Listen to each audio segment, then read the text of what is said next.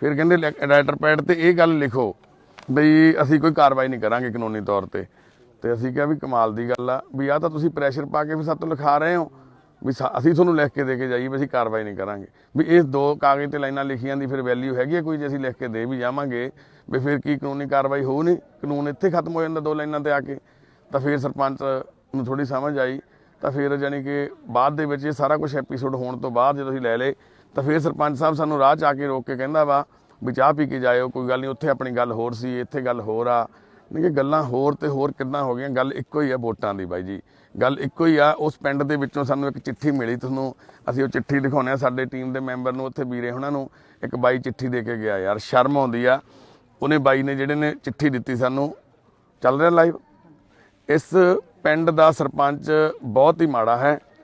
इस पिंड विच होर भी बहुत आदमी हन जिन्हां कोलों इसे तरह काम लिया जाता है, नरक भोग रहे हैं। पूरे पिंड दी सर्च की जाए। इस पिंड विच बहुत बंदे बहुत भईए हन। बाबा जी पिंड मालेवाल बहुत आदमी हन। परमात्मा आप भला करेगा। इस पिंड दे सरपंच कोलों डरन की जरूरत नहीं है। ये रुका है पर पढ़ देना। धन्यवाद जी। ये पिछे बाई ने लिखा वाहगुरू जी का खालसा वाहगुरू जी की फतेह।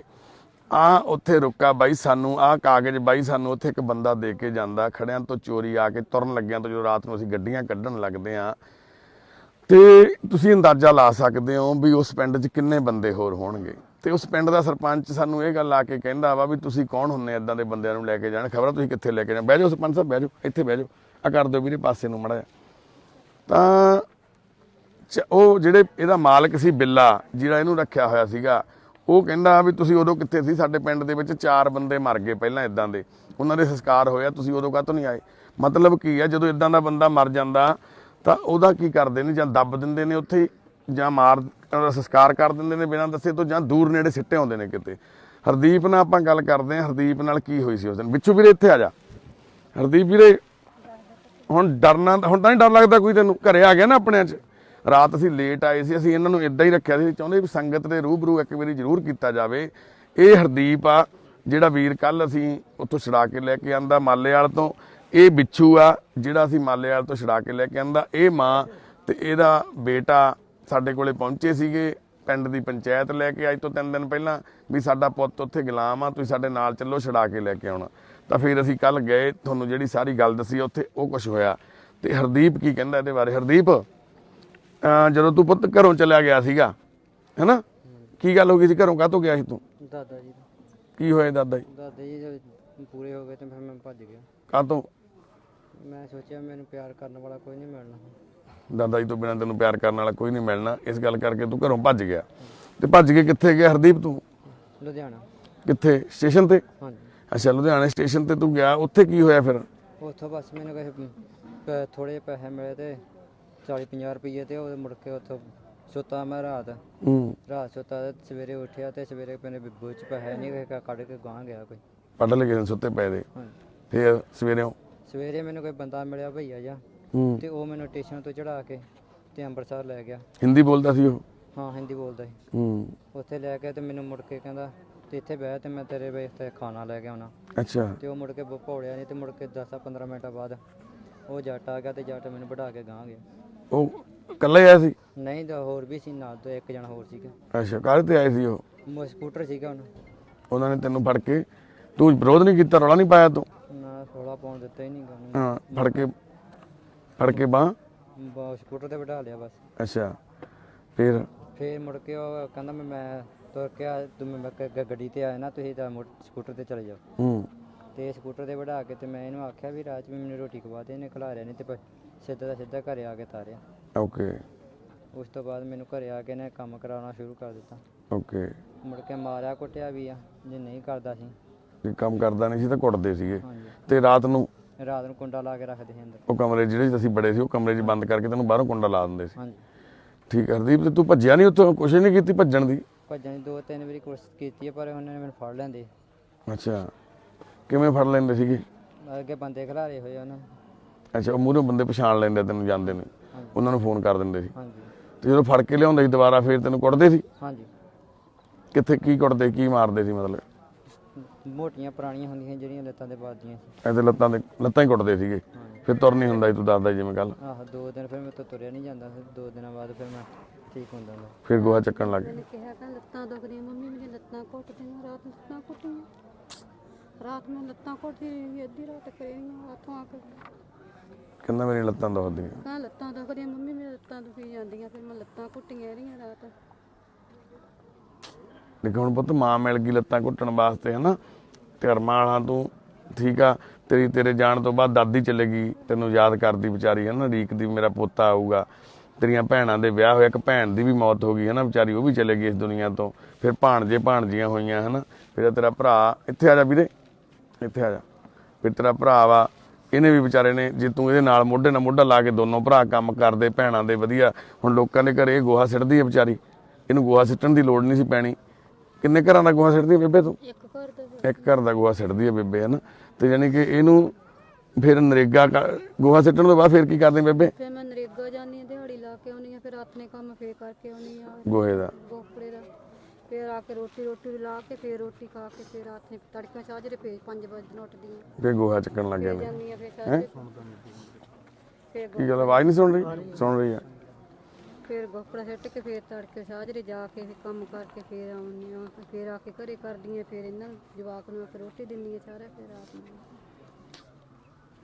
ਦੇਖ ਲੈ ਇਹ ਸਾਰਾ ਕੁਝ ਤੇਰੇ ਤੋਂ ਬਿਨਾ ਹੋਇਆ ਹੈਨਾ। ਹੁਣ ਤੂੰ ਆ ਗਿਆ, ਹੁਣ ਤੂੰ ਸਾਥ ਦੇਣਾ ਆਪਣੀ ਮਾਂ ਦਾ ਹੈਨਾ ਪੁੱਤ। ਹੁਣ ਨਹੀਂ ਘਰੋਂ ਭੱਜਣਾ, ਹੁਣ ਨਹੀਂ ਦੁਬਾਰਾ ਤੇਰੇ ਦਿਮਾਗ 'ਚ ਆਵੇ ਮੈਨੂੰ ਪਿਆਰ ਨਹੀਂ ਕਰਦਾ ਕੋਈ। ਨਹੀਂ ਦੇਖ ਕਿੱਡਾ ਨਰਕ ਭੋਗ ਕੇ ਆਇਆ ਤੂੰ, ਕਿੱਡਾ। ਉਹ ਬੰਦੇ ਕੀ ਕੰਮ ਕਰਦੇ ਸੀ ਉਹ ਜਿਹਨਾਂ ਦੇ ਘਰੇ ਤੂੰ ਕੰਮ ਕਰਦਾ ਸੀ? ਪੁਲਿਸ ਨੌਕਰੀ। ਪੁਲਿਸ ਦੀ ਨੌਕਰੀ ਕਰਦੇ ਸੀ ਦੋਨੋਂ? ਹਾਂ। ਕਿੰਨੇ ਭਰਾ? ਚਾਰੇ ਭਰਾ। ਚਾਰੇ ਪੁਲਿਸ 'ਚ ਸੀ? ਹਾਂਜੀ। ਤੇ ਹੁਣ ਚਾਰੇ ਭਰਾ ਪੁਲਿਸ 'ਚ ਹੀ ਆ ਹੁਣ ਵੀ? ਨਹੀਂ 3 ਮਰ ਗਏ ਆ, ਉਹ ਇਕੱਲਾ ਹੀ ਰਹਿ ਗਿਆ ਬਸ। ਉਹਨਾਂ ਦੀ ਕਿਵੇਂ ਡੈਥ ਹੋ ਗਈ? ਉਹ ਕੁਛ ਤਾਂ ਉਦਾਂ ਹੀ ਮੋਟਰਸਾਈਕਲ ਬੁਲਟ ਤੋਂ ਡੈ ਪਿਆ ਸੀ ਤੇ ਉਹ ਮੁੜ ਕੇ ਲੈਣ ਗਏ ਤੇ ਨਹਿਰ ਦੇ ਵਿੱਚ ਹੀ ਕਿਤੇ ਡਿੱਗਾ ਪਿਆ ਸੀਗਾ ਤੇ ਉੱਥੋਂ ਲਿਆਂਦਾ ਚੁੱਕ ਕੇ। ਨਹਿਰ ਸੁੱਕੀ ਸੀ ਤੇ ਉੱਥੋਂ ਚੁੱਕ ਕੇ ਰਾਤ ਪਿਆ ਰਿਹਾ ਤੇ ਮੁੜ ਕੇ ਉਹਨੂੰ ਲੈ ਕੇ ਆਏ ਤੇ ਡਾਕਟਰ ਦੇ ਪਾਸ ਲੈ ਕੇ ਚੱਲੇ ਸੀ ਜੀ। ਤੇ ਉਹ ਡਾਕਟਰ ਦੂਜੇ ਨੇ ਦੱਸਿਆ ਵੀ ਕਿ ਵੀ ਇਹਨੂੰ ਲਿਜਾਣ ਦੀ ਕੋਈ ਕੋਸ਼ਿਸ਼ ਨਾ ਕਰਿਓ ਤੇ ਮਰ ਚੁੱਕਾ ਵਾ, ਇਹ ਦੁਨੀਆ ਤੇ ਨਹੀਂ ਰਿਹਾ। ਤੇ ਉਸ ਤੋਂ ਬਾਅਦ ਉਹਦੇ ਭਰਾ ਦੀ ਦੂਜੇ ਦੀ ਵੀ 2-3 ਮਹੀਨਿਆਂ ਬਾਅਦ ਉਹਦੀ ਮੌਤ ਹੋ ਗਈ। ਉਹ ਡੇਂਗੂ ਹੋ ਕੇ ਬਿਮਾਰ ਹੋ ਕੇ ਬਸ ਨਹੀਂ ਗਿਆ। ਤੇ ਦੂਜਾ ਭਰਾ ਉਹਦਾ ਫੌਜ 'ਚ ਹੀ ਬਸ ਪੂਰਾ ਕੀਤਾ ਗਿਆ ਸੀ। ਅੱਛਾ ਉੱਥੇ ਫੌਜ 'ਚ ਹੋਈ ਸੀ ਡੈਥ ਉਹਦੀ। ਹਾਂ। ਤੇ ਜਿਹੜਾ ਇੱਕ ਤਾਂ ਬਿੱਲਾ ਸੀਗਾ ਜਿਹਦੇ ਘਰੇ ਤੂੰ ਰੱਖਿਆ ਹੋਇਆ ਸੀ ਹਨਾ, ਇੱਕ ਇਹ ਬਿੱਛੂ ਸੀਗਾ ਜਿਹਦੇ ਘਰੇ ਬਿੱਛੂ ਰੱਖਿਆ ਹੋਇਆ ਸੀਗਾ, ਇਹ ਵੀ ਭਰਾ ਹੀ ਸੀ ਉਹਨਾਂ ਦਾ? ਹਾਂ, ਚਾਚੇ ਤਾਏ ਦੇ ਪੁੱਤ। ਚਾਚੇ ਤਾਏ ਦੇ ਪੁੱਤ। ਤੇ ਇਹਦੇ ਨਾਲ ਤੂੰ ਗੱਲਾਂ ਕਰਦਾ ਹੁੰਦਾ ਸੀ? ਬਿੱਛੂ ਨਾਲ ਮਿਲਦਾ ਹੁੰਦਾ ਸੀ? ਨਹੀਂ, ਗੱਲਾਂ ਨਹੀਂ ਕੀਤੀਆਂ, ਕਰਨ ਦਿੰਦੇ ਨਹੀਂ ਸੀ, ਮੌਕਾ ਨਹੀਂ ਦਿੰਦੇ ਸੀ। ਤੂੰ ਦੱਸਦਾ ਸੀ ਵੀ ਇੱਕ ਵਾਰੀ ਇਹਨਾਂ ਗੱਲਾਂ ਕਰ ਰਹੀਆਂ ਸੀ ਤੂੰ? ਆਹੋ ਗੱਲਾਂ ਕੀਤੀਆਂ ਸੀ ਤੇ ਮੈਂ ਕੁਛ ਬਾਲਟਾ ਚਕਾਉਣ ਗਿਆ ਸੀ ਤੇ ਅੰਦਰੋਂ ਬੂਹਾ ਬੰਦ ਕਰਕੇ ਮੈਨੂੰ ਕੁੱਟਵਾਇਆ ਸੀ ਅੰਦਰੋਂ। ਕੁੱਟਿਆ ਫਿਰ ਉਹਨਾਂ ਨੇ? ਹਾਂਜੀ। ਵੀ ਤੂੰ ਇਹਦੇ ਕੋਲੇ ਕਾਹਤੋਂ ਗਿਆ? ਹਾਂਜੀ।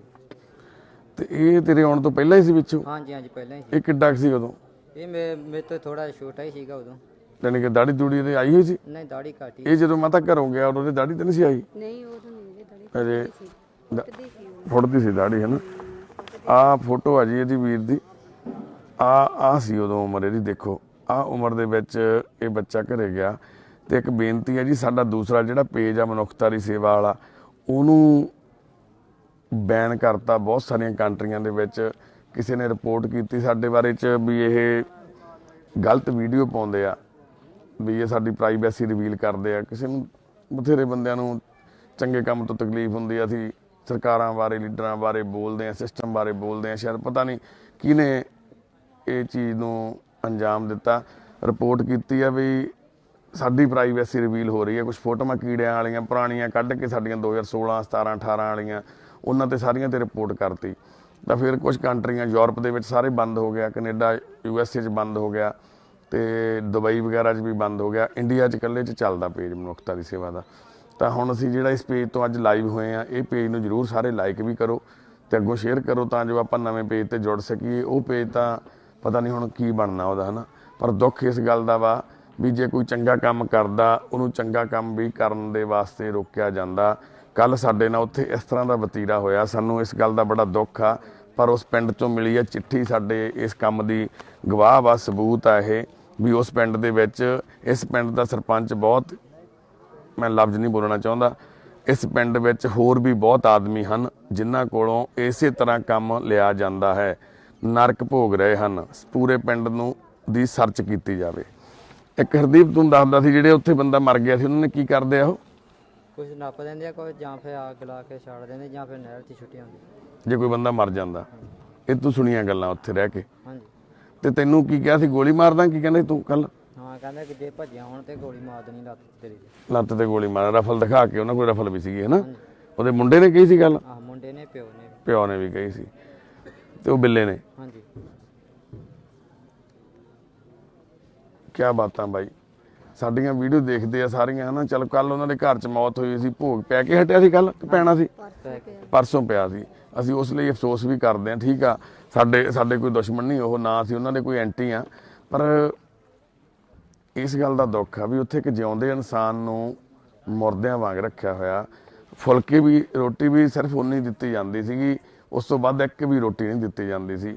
ਜਾਨਵਰਾਂ ਵਰਗਾ ਵਤੀਰਾ ਕਰਦੇ ਸੀ। ਰਾਤ ਨੂੰ ਕਮਰੇ 'ਚ ਬੰਦ ਕਰਕੇ ਬਾਹਰੋਂ ਕੁੰਡਾ ਲਾ ਦਿੰਦੇ ਸੀ, ਕਿਉਂਕਿ ਰਾਤ ਨੂੰ ਰਾਖੀ ਕੌਣ ਕਰੇ? ਦਿਨੇ ਤਾਂ ਇਹਨਾਂ ਦੀ ਰਾਖੀ ਹੋ ਜਾਂਦੀ ਸੀ, ਧਿਆਨ ਰੱਖਦੇ ਸੀ, ਮਗਰ ਗੇੜਾ ਰੱਖਦੇ ਸੀ ਵੀ ਜੇ ਭੱਜੇ, ਤੇ ਭੱਜਣ ਜੋਗਾ ਰਿਹਾ ਨਹੀਂ ਸੀ। ਇੰਨੀ ਵਾਰ ਕੁੱਟਿਆ ਇਹਨੂੰ ਭੱਜਣ ਤੋਂ ਬਾਅਦ, ਤੇ ਇਹ ਵਿਚਾਰਾ ਭੱਜਣ ਤੋਂ ਨਾਂ ਤੋਂ ਡਰਨ ਲੱਗ ਗਿਆ ਸੀ। ਪਰ ਇਹਨੇ, ਤੂੰ ਬਹੁਤ ਲੋਕਾਂ ਨੂੰ ਕਹਿੰਦਾ ਸੁਨੇਹੇ ਲਾਉਂਦਾ ਸੀ ਜਿਹੜਾ ਲੋਕ ਕੋਈ ਨਵਾਂ ਮਿਲਦਾ ਸੀ ਤੈਨੂੰ, ਹਾਂਜੀ ਹਾਂਜੀ। ਕੀ ਕਹਿੰਦਾ ਹੁੰਦਾ ਸੀ? ਇਹੀ ਵੀ ਮੈਨੂੰ ਬਸ ਇੱਥੋਂ ਘਟਾ ਦਿਓ, ਮੇਰੀ ਮੰਮੀ ਡੈਡੀ ਕੋਲ ਮੇਰੀ ਗੱਲ ਪਹੁੰਚਾ ਦਿਓ। ਇਹ ਤੈਨੂੰ ਪਤਾ ਨਹੀਂ ਤੇਰਾ ਡੈਡੀ ਹੈ ਨਹੀਂਗਾ? ਨਾ, ਮੈਨੂੰ ਇਹਦੀ ਗੱਲ ਦਾ ਨਹੀਂ ਪਤਾ। ਤੈਨੂੰ ਪਤਾ ਤੇਰੇ ਬਾਰੇ ਕਿਹਨੇ ਦੱਸਿਆ? ਕਿਸੇ ਦਾ ਅੰਦਾਜ਼ਾ ਹੈ? ਨਹੀਂ। ਇਹਨੂੰ ਇਹ ਵੀ ਨਹੀਂ ਅੰਦਾਜ਼ਾ ਵੀ ਇਹਦੇ ਬਾਰੇ 'ਚ ਮਾਂ ਨੂੰ ਆ ਕੇ ਕਿਹਨੇ ਦੱਸਿਆ। ਅਸੀਂ ਵੀ ਨਹੀਂ ਚਲੋ ਦੱਸਣਾ ਚਾਹੁੰਦੇ, ਪਰ ਇਹ ਬੰਦੇ ਨੇ ਇੰਨੇ ਬੰਦਿਆਂ ਨੂੰ ਸੁਨੇਹਾ ਲਾਇਆ ਸੀ, ਤੇ ਉਹਨਾਂ 'ਚੋਂ ਕਿਹੜਾ ਪਹੁੰਚ ਗਿਆ ਸਾਡੇ ਕੋਲ ਇਹਨੂੰ ਇਹ ਨਹੀਂ ਪਤਾ। ਬਹੁਤ ਟਾਈਮ ਤੋਂ ਇਹ ਕਹਿੰਦਾ ਮੈਂ ਲੋਕਾਂ ਨੂੰ, ਜਿਹੜਾ ਵੀ ਮੈਨੂੰ ਇਦਾਂ ਦਾ ਕੋਈ ਬੰਦਾ ਮਿਲਦਾ ਸੀ, ਮੈਨੂੰ ਆਸ ਲੱਗਦੀ ਸੀ, ਮੈਂ ਉਹਨੂੰ ਕਹਿੰਦਾ ਸੀ ਵੀ ਮੇਰੇ ਮਾਂ ਪਿਓ ਨੂੰ ਸੁਨੇਹਾ ਲਾ ਦਿਓ, ਮੈਨੂੰ ਘਰੇ ਲੈ ਜਾਣ ਆ ਕੇ, ਮੈਂ ਬਹੁਤ ਔਖਾ ਮਾਂ। 17 ਸਾਲ ਬਾਈ ਜੀ, 17 ਸਾਲ ਉਹ ਬੰਦਿਆਂ ਨੇ ਇਹਦੇ ਨਾਲ ਕਿੱਦਾਂ ਦਾ ਵਰਤੀਰਾ ਕੀਤਾ ਉਹ ਤੁਹਾਡੇ ਸਾਹਮਣੇ ਆ, ਦੱਸ ਵੀ ਰਿਹਾ। ਪਰ ਉਸ ਪਿੰਡ ਦੇ ਵਿੱਚ ਇੰਨੇ ਹੋਰ ਬੰਦੇ ਨੇ, ਸ਼ਰਮ ਹੋਣੀ ਚਾਹੀਦੀ ਆ ਉਸ ਪਿੰਡ ਦੇ ਨੁਮਾਇੰਦਿਆਂ ਨੂੰ। ਉਸ ਪਿੰਡ ਦੇ ਵਿੱਚ ਚੌਂਕੀ ਬਣੀ ਹੋਈ ਆ, ਉਹ ASI ਜਿਹੜਾ ਸੀਗਾ ਉੱਥੇ ਆਇਆ ਥਾਣੇਦਾਰ ਮੌਕੇ ਤੇ, ਉਹ ਸਾਡੇ ਨਾਲ ਇਸ ਤਰ੍ਹਾਂ ਦਾ ਵਤੀਰਾ ਕਰ ਰਿਹਾ ਸੀ ਜਿੱਦਾਂ ਸਾਡਾ ਦੁਸ਼ਮਣ ਹੋਵੇ ਉਹ, ਕਿਉਂਕਿ ਉਹਨਾਂ ਦਾ ਵੀ ਵੋਟ ਦੀ ਰਾਜਨੀਤੀ ਦੇ ਵਿੱਚ ਬਹੁਤ ਵੱਡਾ ਹਿੱਸਾ। ਉਸ SHO ਦੇ ਉੱਤੇ ਕਾਰਵਾਈ ਹੋਣੀ ਚਾਹੀਦੀ ਆ। ਅਸੀਂ ਹੁਣ ਆਪਣੇ ਵੱਲੋਂ ਕਾਰਵਾਈ ਕਰਨ ਜਾ ਰਹੇ ਹਾਂ। ਜਿੱਥੇ ਇਹਦੀ ਗੁੰਮਸ਼ੁਦਾ ਦੀ ਰਿਪੋਰਟ ਦਰਜ ਕਰਾਈ ਗਈ ਸੀਗੀ ਰੈਕੋਟ ਥਾਣੇ ਦੇ ਵਿੱਚ, ਜਾਂ ਸੁਧਾਰ ਜਿੱਥੇ ਵੀ ਇਹਨੂੰ ਠਾਣਾ ਪੈਂਦਾ, ਉਹ ਥਾਣੇ ਦੇ ਵਿੱਚ ਅਸੀਂ ਪਰਚਾ ਦਰਜ ਕਰਾਵਾਂਗੇ। ਇਸ ਵੀਰ ਨੂੰ ਇਨਸਾਫ ਦਿਵਾਉਣ ਦੇ ਲਈ ਅਸੀਂ ਪੂਰੀ ਜਿੱਦੋ-ਜਹਿਦ ਕਰਾਂਗੇ। ਆਪਣੇ ਵੱਲੋਂ 100% ਕੋਸ਼ਿਸ਼ ਕਰਾਂਗੇ ਵੀ ਇਹ ਹਰਦੀਪ ਤੇ ਬਿੱਚੂ ਇੱਕ ਉਦਾਹਰਨ ਬਣ ਸਕਣ। ਇਹਨੂੰ ਜਦੋਂ ਅਸੀਂ ਪੁੱਛਿਆ ਵੀ ਇਹ ਕੌਣ ਆ, ਕਿੱਥੋਂ ਆ, ਇਹਦਾ ਮਾਲਕ ਕਹਿੰਦਾ ਮੇਰੇ ਕੋਲ ਇਹ ਤਾਂ 35 ਸਾਲਾਂ ਦਾ। ਕਹਿੰਦਾ ਤੁਸੀਂ ਕੌਣ ਹੁੰਦੇ ਕਹਿਣ ਵਾਲੇ? ਕਹਿੰਦਾ ਇਹ ਤਾਂ ਮੈਂ ਲੈ ਕੇ ਆਇਆ ਸਟੇਸ਼ਨ ਤੋਂ। ਕਹਿੰਦਾ ਇਹ ਵਿਚਾਰਾ ਪਿਆ ਸੀ ਉੱਥੇ ਚਾਦਰ ਲਈ ਭੁੱਖਾ। ਕਹਿੰਦਾ ਮੈਨੂੰ ਪੁੱਛਿਆ ਵੀ ਰੋਟੀ ਖਾਧੀ ਆ? ਇਹ ਕਹਿੰਦਾ ਜੀ ਮੈਨੂੰ 8 ਦਿਨ ਹੋ ਗਏ ਮੈਂ ਰੋਟੀ ਨਹੀਂ ਖਾਧੀ। ਤੇ ਕਹਿੰਦਾ ਫਿਰ ਮੈਂ ਜਾ ਕੇ ਇਹਨੂੰ ਉਠਾਇਆ, ਰੋਟੀ ਖਵਾਈ, ਫਿਰ ਮੈਨੂੰ ਘਰੇ ਲਿਆਂਦਾ। ਤੇ ਕਹਿੰਦਾ ਫਿਰ ਉਦੋਂ ਬਾਅਦ 35 ਸਾਲ ਹੋ ਗਏ, ਹੁਣ ਇਹਨੂੰ ਮੈਂ ਰੋਟੀ ਦੇ ਰਿਹਾ। ਵਾਹ ਕਿਆ ਬਾਤ ਹੈ ਬਾਈ। ਬਹੁਤ ਸਾਰੇ ਲੋਕ ਨੇ ਯਾਰ, ਉਹਨਾਂ ਨੂੰ ਰੋਟੀ ਦੇ ਸਕਦੇ ਹੋ ਤੁਸੀਂ।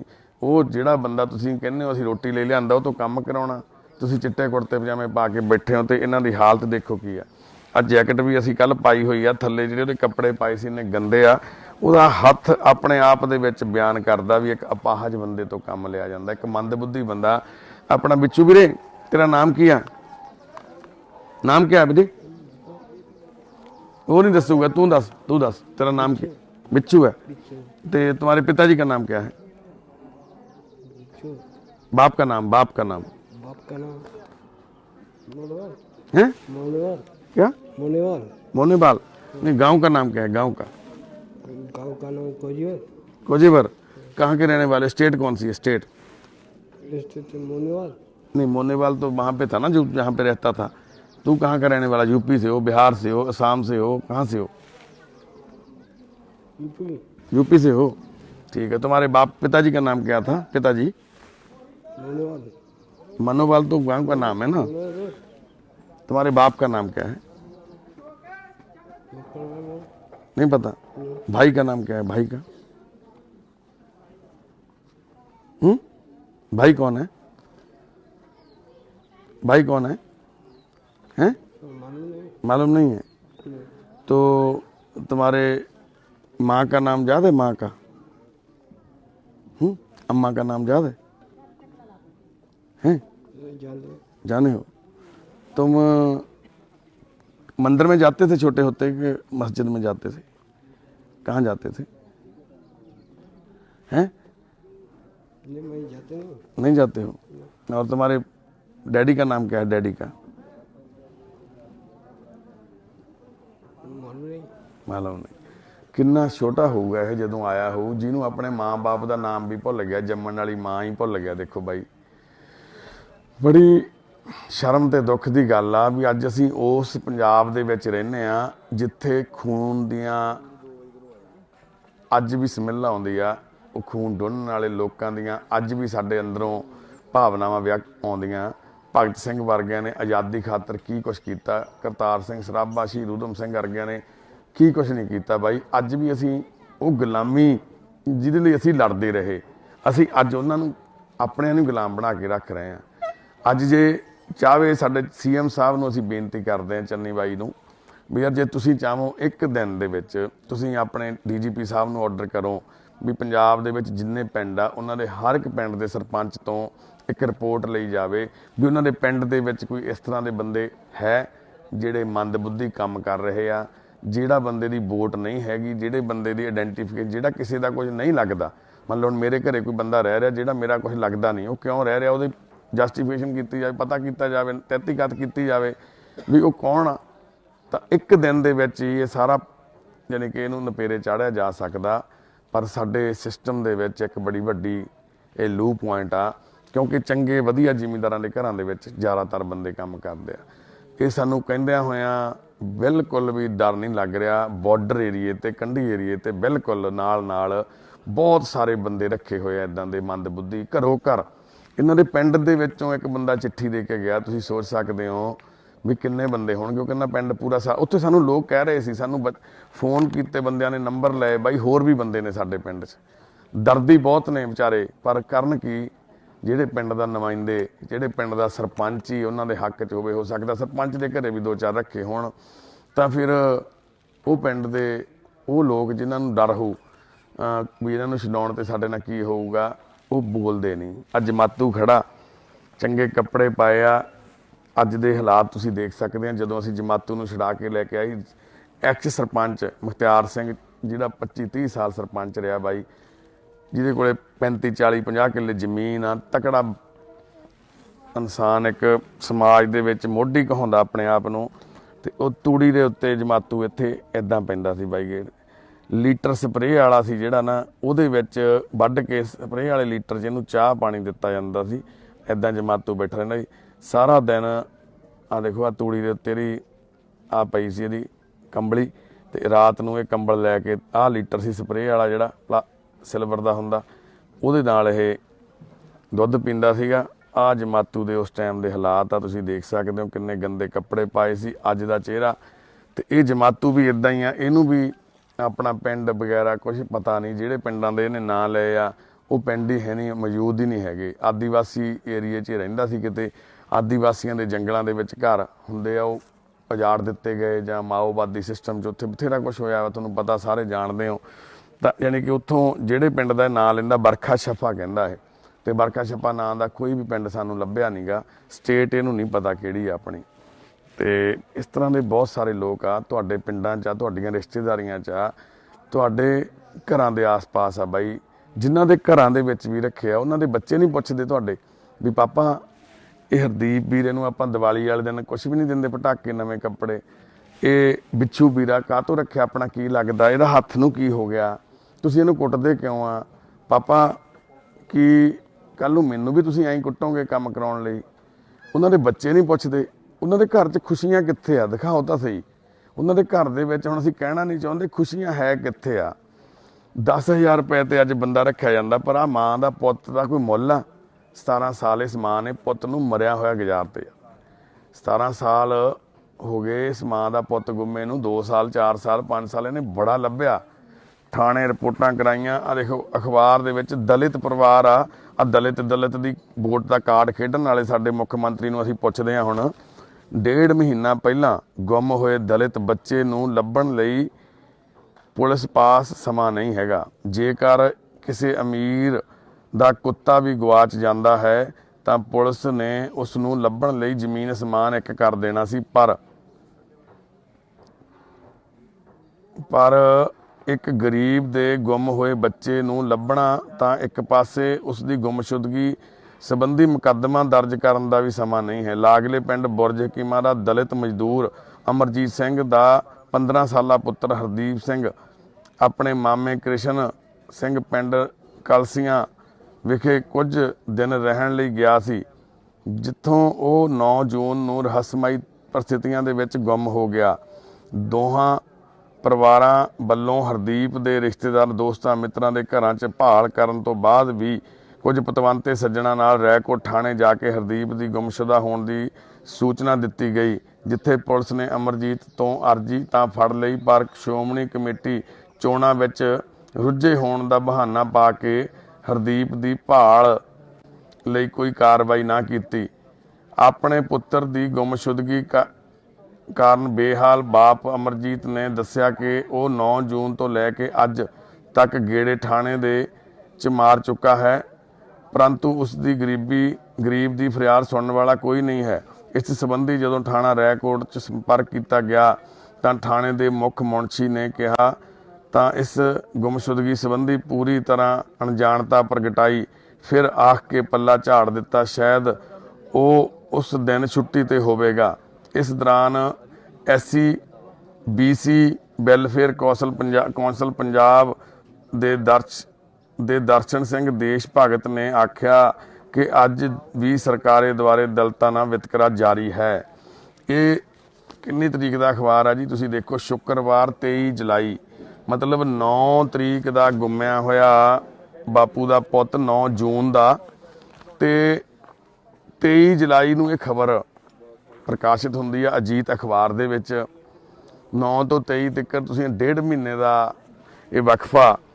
ਤੇ ਇਹ ਜੱਟਪੁਰੀ ਸਾਹਿਬ ਪਰਮਿੰਦਰ ਸਿੰਘ ਜੱਟਪੁਰੀ ਪੱਤਰਕਾਰ, ਉਸ ਟਾਈਮ ਦੇ ਰੈਕੋਰਡ ਦੇ ਅੱਜ ਵੀ ਬੜੇ ਚੰਗੇ ਸੁਲਝੇ ਹੋਏ ਪੱਤਰਕਾਰ ਨੇ ਉਹਨਾਂ ਨੇ ਇਹ ਨਿਊਜ਼ ਲਾਈ, ਉਹਨਾਂ ਨੇ ਖਬਰ ਲਾਈ। ਤੇ ਇਸ ਖਬਰ ਦੇ ਬਾਅਦ ਵੀ ਮਾਤਾ ਫਿਰ ਤੁਹਾਡਾ ਪਰਚਾ ਦਰਜ ਹੋ ਗਿਆ ਸੀ? ਹਾਂ, ਪਰਚਾ ਦਰਜ ਹੋ ਗਿਆ ਸੀ। ਆਹ ਖਬਰ ਲਾਉਣ ਤੋਂ ਬਾਅਦ ਤੇ ਲੱਭਣ ਦੀ ਕੋਸ਼ਿਸ਼ ਜਾਂ ਪੁਲਿਸ ਨੇ ਕੋਈ ਕਰਿਆ ਨਹੀਂ, ਕੁਝ ਨਹੀਂ ਕੀਤਾ, ਹਨਾ? ਨਹੀਂ ਕਰਿਆ। ਤੇ ਇਹ ਅੱਜ ਦੇ ਹਾਲਾਤ ਨੇ ਜਿਹੜੇ ਸਾਡੇ ਸਮਾਜ ਦੇ ਵਿੱਚ। ਅੱਜ ਤੋਂ 17 ਸਾਲ ਪਹਿਲਾਂ ਦੀ ਅਖਬਾਰ ਦੀ ਕਟਿੰਗ ਲੈ ਕੇ ਇਹ ਮਾਂ ਕੁਝ ਸਾਲ ਡੀਕਦੀ ਰਹੀ ਆਪਦੇ ਪੁੱਤ ਨੂੰ, ਤਾਂ ਫਿਰ ਇਹ ਸਮਝ ਲਿਆ ਵੀ ਸ਼ਾਇਦ ਹੁਣ ਇਸ ਦੁਨੀਆ ਤੇ ਨਹੀਂ ਰਿਹਾ ਹਰਦੀਪ। ਤਾਂ ਇੱਕ ਦਿਨ ਇਹਨਾਂ ਦੇ ਘਰੇ ਇੱਕ ਬੰਦਾ ਆਉਂਦਾ, ਉਹ ਆ ਕੇ ਫੋਟੋ ਦਿਖਾਉਂਦਾ ਹਰਦੀਪ ਦੀ, ਤੇ ਉਹ ਕਹਿੰਦਾ ਵੀ ਮਾਂ ਦੇਖੀ ਆ ਤੇਰਾ ਪੁੱਤ ਆ।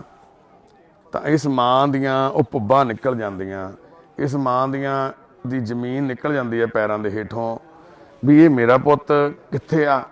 ਤਾਂ ਉਹ ਜਦੋਂ ਦੱਸਦਾ ਵੀ ਤੇਰਾ ਪੁੱਤ ਕਿਸੇ ਦੇ ਘਰੇ ਗੁਲਾਮ ਬਣਾ ਕੇ ਰੱਖਿਆ, ਉਹ ਤੋਂ ਗੋਹਾ ਚਕਾਇਆ ਜਾ ਰਿਹਾ, ਕੁੱਟ ਮਾਰ ਕੇ ਕੰਮ ਕਰਾਇਆ ਜਾ ਰਿਹਾ। ਤਾਂ ਮਾਂ ਉਸ ਘਰੇ ਗਈ ਜਿਹਦੇ ਘਰ ਦੇ ਵਿੱਚ ਮਾਂ ਵਿਚਾਰੀ ਗੋਹਾ ਚੱਕਦੀ ਆ, ਸੋਨੀ ਵੀਰ ਦੇ ਘਰੇ। ਤੇ ਉਹ ਵੀਰ ਨੇ ਸਰਪੰਚ ਨਾਲ ਗੱਲ ਕੀਤੀ, ਸਾਡੇ ਹਰਵਿੰਦਰ ਸਿੰਘ ਸਰਪੰਚ ਆ ਨਾਲ ਦੇ ਪਿੰਡ ਤੋਂ, ਬੁਰਜ ਲਿੱਟਾਂ ਤੋਂ। ਉਹਨਾਂ ਨੇ ਸੰਪਰਕ ਕੀਤਾ ਸਾਡੇ ਨਾਲ। ਇਹ ਪੰਚਾਇਤ ਲੈ ਕੇ ਇੱਥੇ ਪਰਸੋਂ ਸਾਡੇ ਕੋਲੇ ਇਸ ਟਾਈਮ ਹੀ ਆਏ। ਇਹਨਾਂ ਨੇ ਆ ਕੇ ਦੱਸਿਆ ਵੀ ਸਾਡਾ ਪਿੰਡ ਦਾ ਨੌਜਵਾਨ ਬਟਾਲੇ ਦੇ ਕੋਲੇ ਗੁਰਦਾਸਪੁਰ ਡਿਸਟ੍ਰਿਕਟ 'ਚ ਗੁਲਾਮ ਬਣਾ ਕੇ ਰੱਖਿਆ ਹੋਇਆ, ਕੀ ਤੁਸੀਂ ਸਾਡੀ ਮਦਦ ਕਰੋਗੇ? ਤਾਂ ਅਸੀਂ ਤੁਰੰਤ ਫਿਕਸ ਕੀਤਾ ਟਾਈਮ ਤੇ ਡੇਟ ਵੀ ਆਪਾਂ ਕੱਲ੍ਹ ਨੂੰ ਚੱਲਦੇ ਹਾਂ। ਤੇ ਕੱਲ੍ਹ ਫਿਰ ਅਸੀਂ ਇਸ ਟਾਈਮ ਹੀ ਤੁਰ ਪਏ ਸੀ ਇੱਥੋਂ ਲੈ ਕੇ ਉਸ ਅਕਾਲ ਪੁਰਖ ਵਾਹਿਗੁਰੂ ਦਾ ਨਾਂ ਤੇ ਆਸ਼ੀਰਵਾਦ। ਤੇ ਉਹਨਾਂ ਨੇ ਫਿਰ ਸਾਡਾ ਸਾਥ ਵੀ ਦਿੱਤਾ। ਪਿੰਡ ਦਾ ਸਰਪੰਚ ਵੀ ਖਿਲਾਫ ਸੀ, ਪੁਲਿਸ ਵੀ ਖਿਲਾਫ ਸੀ। ਉਸ ਘਰ ਦੇ ਜਿਹੜੇ ਰਿਟਾਇਰ ਪੁਲਿਸ ਮੁਲਾਜ਼ਮ ਸੀ, ਸ਼ਾਇਦ ਬਿੱਲਾ ਹੁਣ ਵੀ ਪੁਲਿਸ ਦੇ ਵਿੱਚ ਹੀ ਆ, ਨੌਕਰੀ ਛੱਡਤੀ ਹੈ ਨਾ। ਤੇ ਉਹਨਾਂ ਨਾਲ ਸਾਰਿਆਂ ਨਾਲ ਅਸੀਂ ਕੱਲ੍ਹ ਜਿੱਦੋ ਜਹਿਦ ਕਰਕੇ ਆਪਣੇ ਆਪ ਨੂੰ ਬੜਾ ਕੱਲ੍ਹ ਰਿਗਰੈਟ ਵੀ ਫੀਲ ਹੋਇਆ ਵੀ ਅਸੀਂ ਆਪਣੇ ਆਪ ਨੂੰ ਸ਼ਰਮਿੰਦਾ ਵੀ ਫੀਲ ਕੀਤਾ ਕੱਲ੍ਹ ਵੀ ਸਾਨੂੰ ਉਸ ਚੌਥੇ ਜ਼ਿਲ੍ਹੇ 'ਚ ਜਾ ਕੇ ਇਸ ਤਰੀਕੇ ਨਾਲ ਉਹਨਾਂ ਨੇ ਕੰਡੈਮ ਕੀਤਾ, ਇਸ ਤਰੀਕੇ ਨਾਲ ਉਹਨਾਂ ਨੇ ਸਾਡੇ 'ਤੇ ਪ੍ਰੈਸ਼ਰ ਪਾਉਣ ਦੀ ਕੋਸ਼ਿਸ਼ ਕੀਤੀ। ਅਸੀਂ ਆਪਣੇ ਆਪ ਨੂੰ ਅਪਾਹਜ ਮਹਿਸੂਸ ਕੀਤਾ। ਅਸੀਂ ਪੁਲਿਸ ਦਾ ਸਹਾਰਾ ਲੈ ਸਕਦੇ ਸੀ, ਪ੍ਰਸ਼ਾਸਨ ਦਾ ਸਹਾਰਾ ਲੈ ਸਕਦੇ ਸੀ।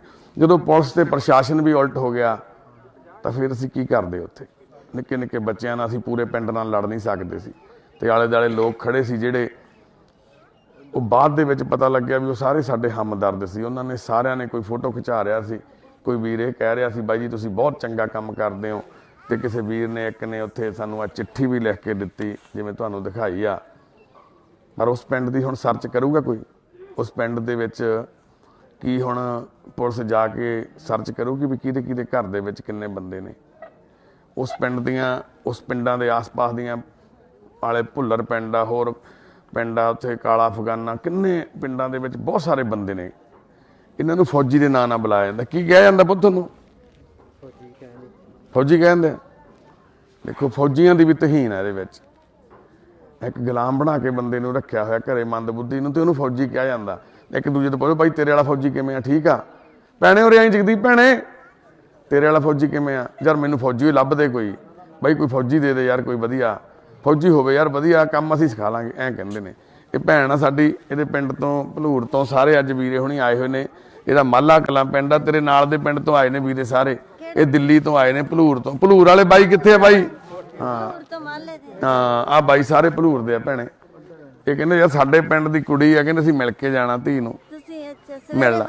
ਹਾਂ ਇਹ ਸਾਡੀ ਜਗਦੀਪ ਭੈਣ ਆ।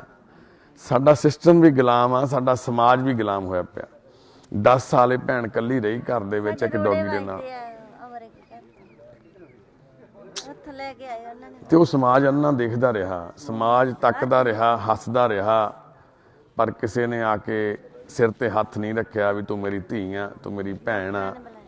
ਤੇ ਉਹ ਅਕਾਲ ਪੁਰਖ ਵਾਹਿਗੁਰੂ ਨੇ ਜਦੋਂ ਸਾਡੀ ਕਲਯੁਗੀਆਂ ਦੀ ਡਿਊਟੀ ਲਾ ਕੇ ਭੇਜਿਆ, ਅੱਜ ਉਹੀ ਭੈਣ ਸਾਡੀ ਇੱਥੇ ਸਾਡੇ ਨਾਲ ਪ੍ਰਸ਼ਾਦੇ ਦੀ ਸੇਵਾ ਕਰਦੀ ਆ। ਪ੍ਰਸ਼ਾਦਾ ਬਣਵਾਇਆ ਸੀ ਅੱਜ ਨਾਲ, ਸਵੇਰੇ ਤੜਕਿਓਂ ਉੱਠ ਕੇ ਭੈਣ ਇਸ਼ਨਾਨ ਕਰਕੇ, ਹੋਰ ਵੀ ਸਾਡੀਆਂ ਮਾਤਾਵਾਂ ਤੇ ਭੈਣਾਂ ਜਿਹੜੀਆਂ ਪਹਿਲਾਂ ਠੀਕ ਨਹੀਂ ਸੀਗੀਆਂ, ਉਹ ਠੀਕ ਹੋ ਕੇ ਹੁਣ ਸਾਰਾ ਪ੍ਰਸ਼ਾਦਾ, ਇੱਧਰ ਨੂੰ ਹੋ ਜਾਓ ਮਾੜਾ ਗਾਂ ਨੂੰ, ਪ੍ਰਸ਼ਾਦਾ ਲੈ ਕੇ ਲੰਘਣਾ, ਪ੍ਰਸ਼ਾਦਾ ਤਿਆਰ ਕਰਾਉਂਦੇ ਨੇ ਤੇ ਸਾਰੀਆਂ ਸੇਵਾਵਾਂ ਸਾਡੇ ਨਾਲ ਕਰਾਉਂਦੇ ਨੇ। ਤੇ ਅੱਜ ਜਿੰਨੀ ਵੀ ਸੰਗਤ ਸਾਡੇ ਕੋਲੇ ਭੈਣ ਭਰਾ ਵੀਰ ਆਏ ਹੋਏ ਨੇ, ਉਹਨਾਂ ਦਾ ਵੀ ਸਾਰਿਆਂ ਦਾ ਤਹਿ ਦਿਲੋਂ ਧੰਨਵਾਦ ਆ, ਕਿਉਂਕਿ ਸਾਡੇ ਘਰ ਦੀਆਂ ਜ਼ਰੂਰਤਾਂ, ਚਾਹੇ ਉਹ ਰਾਸ਼ਨ ਆ, ਕੱਪੜੇ ਆ, ਦਵਾਈਆਂ, ਬਿਲਡਿੰਗ ਦੇ ਮਟੀਰੀਅਲ ਆ, ਉਹ ਸਾਰੀਆਂ ਇਹ ਰੱਬੀ ਰੂਹਾਂ ਇੱਥੇ ਆਪ ਆ ਕੇ ਸਾਡੇ ਘਰ 'ਚ ਪਹੁੰਚਦਾ ਕਰਕੇ ਦੇ ਕੇ ਜਾਂਦੇ ਨੇ ਸਾਨੂੰ। ਹਸਪਤਾਲਾਂ ਦੇ ਬਿੱਲ ਆ, ਦੁੱਧ ਦੇ ਆ, ਦਵਾਈਆਂ ਦੇ ਬਿੱਲ ਆ, ਹਾਰਡਵੇਅਰ ਦੇ ਬਿੱਲ ਆ, ਉੱਥੇ ਜਾ ਕੇ ਆਪ ਆਪਣੇ ਹੱਥੀਂ ਦੇ ਕੇ ਸਾਡੀ ਉਹ ਹਰ ਜ਼ਰੂਰਤ ਨੂੰ ਪੂਰਾ ਕਰਦੇ ਨੇ। ਸੰਗਤ ਨੂੰ ਜਿੱਦਾਂ ਪਤਾ, ਅਸੀਂ ਕਰੀਬ 1200 ਦੇ ਆਸ-ਪਾਸ ਮੈਂਬਰ ਆ। ਇਹਦੇ ਵਿੱਚ ਅਸੀਂ ਮੈਂਬਰ ਕਾਉਂਟਰੀ ਕਰਦੇ ਹਾਂ ਹਰ ਮਹੀਨੇ, ਜਿਹਦੇ ਨਾਲ ਸਾਡੇ ਘਰ ਦੀਆਂ ਉਹ ਇਟਰਨਲ ਜ਼ਰੂਰਤਾਂ ਪੂਰੀਆਂ ਹੁੰਦੀਆਂ, ਚਾਹੇ ਉਹ ਤਨਖਾਹਾਂ ਦੇਣੀਆਂ ਹੋਣ, ਚਾਹੇ ਕੋਈ ਬਿਜਲੀ ਦੇ ਬਿੱਲ ਜਾਂ ਕੋਈ ਹੋਰ ਇਸ ਤਰ੍ਹਾਂ ਦੀਆਂ ਚੀਜ਼ਾਂ ਜਿਹੜੀਆਂ ਸੰਗਤ ਆਪ ਆਪਣੇ ਹੱਥੀਂ ਨਹੀਂ ਕਰ ਸਕਦੀ, ਤੇ ਉਹਦੇ ਨਾਲ ਪੂਰੀਆਂ ਹੁੰਦੀਆਂ। ਅਸੀਂ ਸਿਰਫ ਸਾਡੇ ਮੈਂਬਰ ਸਾਡੇ ਨਾਲ ਕਾਉਂਟਰੀ ਕਰ ਸਕਦੇ ਨੇ।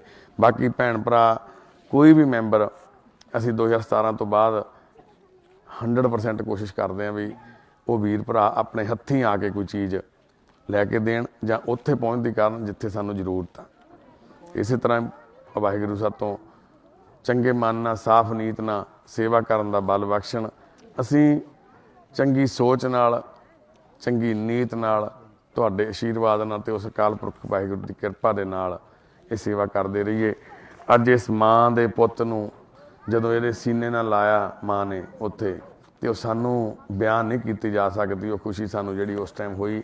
ਉਹ ਅਹਿਸਾਸ ਜਦੋਂ ਇਸ ਮਾਂ ਨੇ ਭੱਜ ਕੇ ਜਾ ਕੇ ਆਪਣੇ ਪੁੱਤ ਨੂੰ ਕਾਲਜੇ ਨਾਲ ਲਾ ਲਿਆ, ਕਲਾਵੇ 'ਚ ਲੈ ਲਿਆ, ਉਹਦੇ ਭਰਾ ਨੇ ਜਦੋਂ ਜਾ ਕੇ ਆਪਣੇ ਭਰਾ ਨੂੰ ਜੱਫੀ ਪਾਈ, ਉਹ ਲਮਹਾ, ਉਹ ਸਮਾਂ ਕਿਸ ਤਰ੍ਹਾਂ ਦਾ ਸੀਗਾ, ਉਹ ਲੋਕ ਨਹੀਂ ਸਮਝ ਸਕਦੇ ਜਿਹੜੇ ਉੱਥੇ ਸਾਡੇ ਖਿਲਾਫ ਖੜੇ ਸੀ ਜਾਂ ਬੋਲਦੇ ਸੀ। ਬੇਨਤੀ ਆ, ਜੇ ਗਲਤੀ ਕਰ ਲਈ ਆ ਵੱਡਿਆਂ ਨੇ, ਕੋਈ ਵੱਡਿਆਂ ਨੇ ਇਸ ਤਰ੍ਹਾਂ ਦਾ ਬੰਦਾ ਰੱਖ ਲਿਆ ਬਿੱਛੂ ਵਰਗਾ, ਤਾਂ ਉਹਨਾਂ ਦੇ ਬੱਚਿਆਂ ਨੂੰ ਬੇਨਤੀ ਆ, ਬਾਈ ਤੁਸੀਂ ਯਾਰ, ਹੁਣ ਤੁਸੀਂ ਨਵੀਂ ਪੀੜ੍ਹੀ ਹੋ, ਅੱਜ ਚੰਦ ਤੇ ਜਾਣ ਦੀਆਂ ਗੱਲਾਂ ਹੋ ਰਹੀਆਂ, ਮਾਰਚ ਦੇ ਉੱਤੇ ਜਾ ਕੇ ਘਰ ਪਾਉਣ ਦੀਆਂ ਗੱਲਾਂ ਕਰ ਰਹੇ ਹਾਂ, ਅਸੀਂ ਮੰਗਲ ਗ੍ਰਹਿ ਦੀਆਂ ਗੱਲਾਂ ਕਰਦੇ ਹਾਂ। ਯਾਰ ਤੁਹਾਡੇ ਘਰ 'ਚ ਇੱਕ ਬੰਦਾ ਗੁਲਾਮ ਬਣਾ ਕੇ ਰੱਖਿਆ, ਪੁੱਛੋ ਆਪਣੇ ਮੰਮੀ ਨੂੰ, ਪੁੱਛੋ ਆਪਣੇ ਡੈਡੀ ਨੂੰ ਵੀ ਡੈਡੀ ਆਪਾਂ ਇਹਨੂੰ ਤਨਖਾਹ ਦਿੰਦੇ ਆ, ਡੈਡੀ ਇਹਦਾ ਅਕਾਊਂਟ ਨੰਬਰ ਹੈਗਾ, ਇਹਦੇ ਆਪਣੇ ਘਰ ਦੇ ਕਿੱਥੇ ਆ ਡੈਡੀ, ਇਹਦਾ ਡੈਡੀ ਕਿੱਥੇ ਆ, ਇਹਦੀ ਮੰਮੀ ਕਿੱਥੇ ਆ, ਡੈਡੀ ਹੁਣ ਆਪਾਂ ਛੱਡ ਦਈਏ ਇਹਨੂੰ, ਆਪਾਂ ਆਸ਼ਰਮ 'ਚ ਪਹੁੰਚਦਾ ਕਰ ਆਈਏ, ਆਪਾਂ ਬਹੁਤ ਕੰਮ ਲੈ ਲਿਆ, ਬਹੁਤ ਖੂਨ ਚੂਸ ਲਿਆ, ਹੁਣ ਡੈਡੀ ਆਪਾਂ